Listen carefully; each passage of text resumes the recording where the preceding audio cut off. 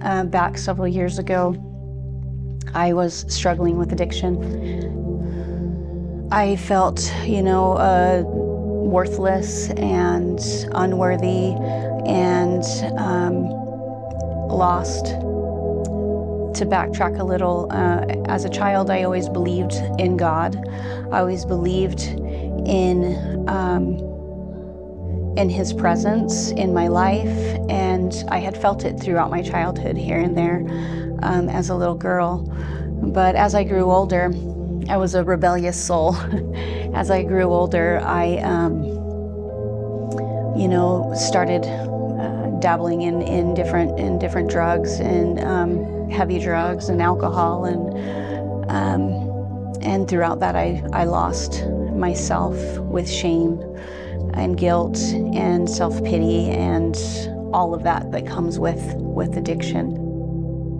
My first three oldest children, in the depths of my addiction, their father got full custody of them, and I lost contact with them throughout my addiction. And then later on, I had a few other children and was remarried. And through that marriage, there was a lot of physical abuse, there was a lot of mental abuse, and physical abuse. He and I fought quite a bit. There was domestic violence and a lot of damage that was done. And throughout all of that process, I had lost myself and my self-worth. And most of all, I lost my connection with God. Knew that He was there.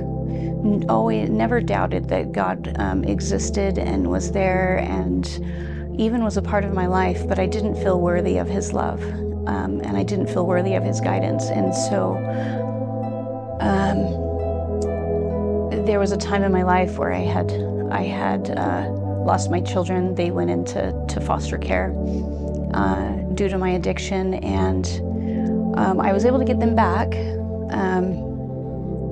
There was one morning I woke up in the morning. I don't even know if I had slept, to be honest. I had gotten out of bed in the morning, and I remember just looking around my house and looking at my children while they were sleeping and thinking, I can't do this anymore. But I didn't know how to stop. I didn't know how to put an end to everything. I remember thinking to myself, Claire, pray. And I don't remember exactly what I said, but I remember crying out to the Lord and asking for guidance and just surrendering my heart to the Lord. And I felt this presence here next to me and this voice that came from within me, but also outside of me, and I couldn't explain it. And it had told me, Claire, just get up, get in your bed, and sleep. And I remember thinking, oh boy, is that God? It can't be. He doesn't care about me. I don't care about myself. Why would God care about me? So I, downplayed it, and I got into my bed and I fell asleep. And I woke up and I thought, okay, well, that worked. I was able to get some rest. Let's try this again. And I got back on my knees and I prayed again to the Lord. And I said, Lord, if that was you, what do I do next? And the same voice, comforting, loving, strong voice just came to me and said, Claire, go in the kitchen, find food and eat. Feed your children, feed yourself. And I thought, okay. So I did that.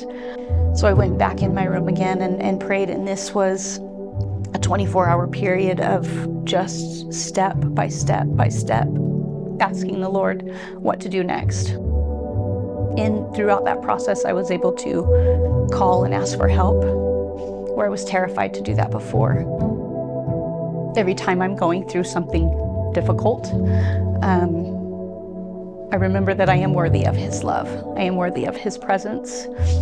And all I have to do is reach out and ask for his guidance and humble myself before him, and I will be guided. And I'm finding my purpose. I'm able to help other people that struggle with addiction. So I'm able to be recognized and looked at as a child of God, and that's beautiful today because I never thought that I would be that person.